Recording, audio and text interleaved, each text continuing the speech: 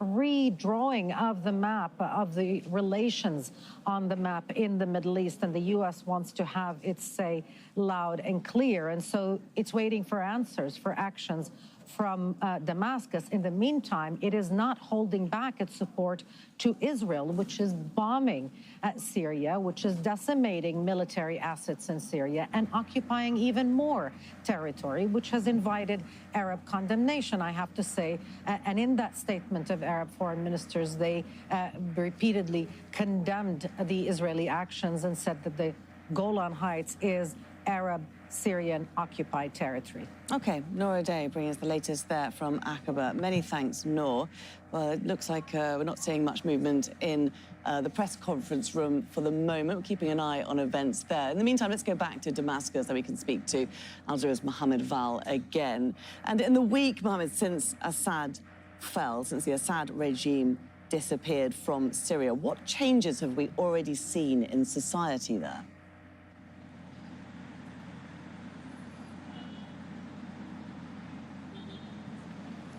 Well, Laura, the first change that drew my attention is the ability and the willingness on the part of the people here to speak. They tell us just the mere ability to speak was forbidden. Even within the family, father to son, mother to daughter, they couldn't speak. Now they speak in the streets and they come to us. I was here a few years ago and I was working here, trying to talk to people to get their opinion about things, but nobody accepted to speak. Now they come to us in big numbers, asking us to allow them, to give them the opportunity to express themselves. And that's something you notice in the streets, you notice everywhere, in public squares, in cafes, in banks, everywhere. And also a sense of pride among these people. They feel that now Syria belongs to us. And also a sense of, readiness to do something about the situation, to help themselves, to help the country, to work harder, to create, to implement their ideas. Some of them telling us we had ideas, but we couldn't implement them because there was no way for us to do anything.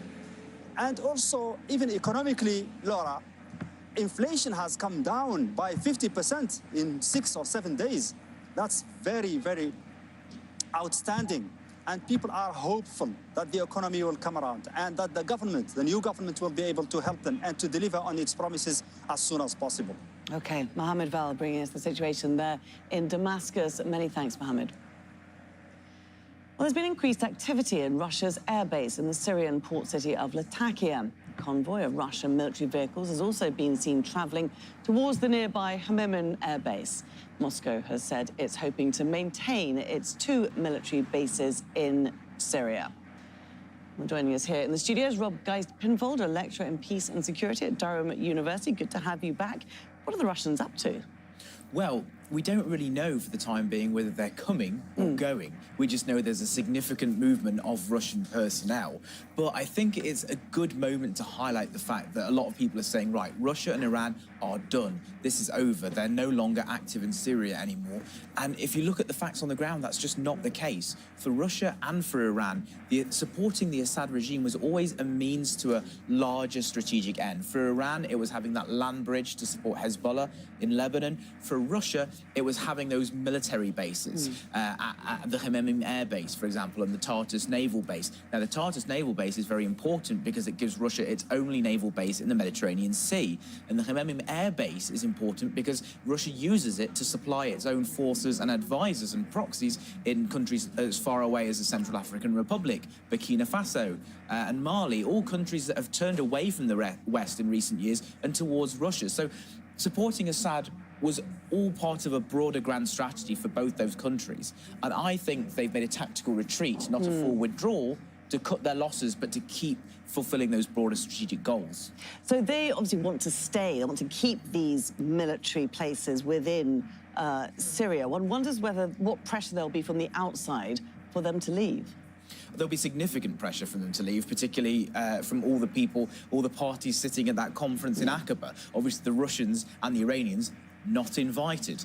The Iraqis, however, are at the table, and the Iraqis are kind of a bridge between the West and Iran in this case. The Iraqi government is very close to Iran. There are many Iranian groups, militia groups operating in Iraq that are technically the Iraqi army. They're actually on the Iranian government's payroll. So that will be a way for Iran to be represented by proxy at these talks. But I think I'll be very surprised if the US and countries like Jordan don't try and capitalize on popular anger in Syria against Iran, against Hezbollah, against Russia for supporting the Assad regime, and will try and use that to stop the new government, whoever it will be, from forming relations or at least having warm relations with either Russia or Iran.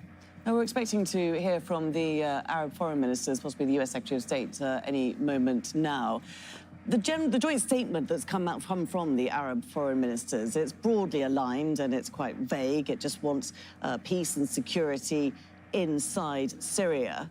What's going on beneath that common alignment? Well, I think this whole conference is a way for some of these actors on the outside to try and exert their influence inside Syria. Remember that a day before Damascus fell to HTS, you had countries like Egypt and Jordan calling for a ceasefire. And obviously events on the ground just completely overtook that. They weren't supportive of the Assad regime, but they just didn't know how it was going